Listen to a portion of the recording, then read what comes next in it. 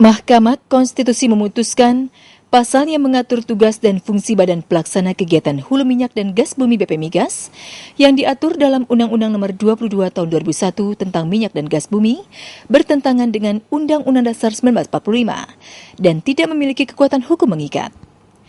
MK dalam pertimbangannya mengatakan, hubungan antara negara dan sumber daya alam migas sepanjang dikonstruksi dalam bentuk kontrak kerjasama KKS antara BP Migas selaku badan hukum milik negara sebagai pihak pemerintah dengan badan usaha tetap sebagaimana diatur dalam Undang-Undang Migas adalah bertentangan dengan prinsip penguasaan negara yang dimaksud oleh konstitusi.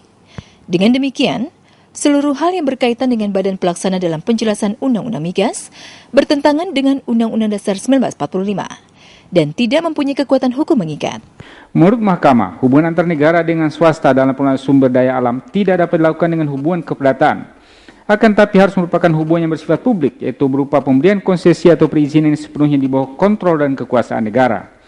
Kontrak keperdataan akan mendegradasi kedaulatan negara atas sumber daya alam, dalam hal ini migas.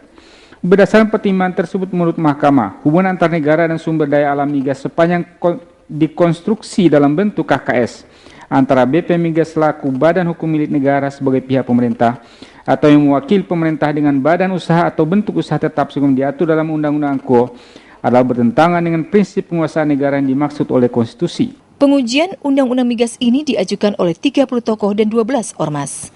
Di antaranya Ketua Umum PP Muhammadiyah Din Samsudin, Lajnah Siyasiyah Hizbut Tahrir Indonesia, PP Persatuan Umat Islam, PP Syarikat Islam Indonesia, PP Persaudaraan Muslim Indonesia, Pimpinan Besar Pemuda Muslimin Indonesia, Solidaritas Juru Parkir Pedagang Kaki Lima Pengusaha dan Karyawan, Kesatuan Aksi Mahasiswa Muslim Indonesia, dan IKADI.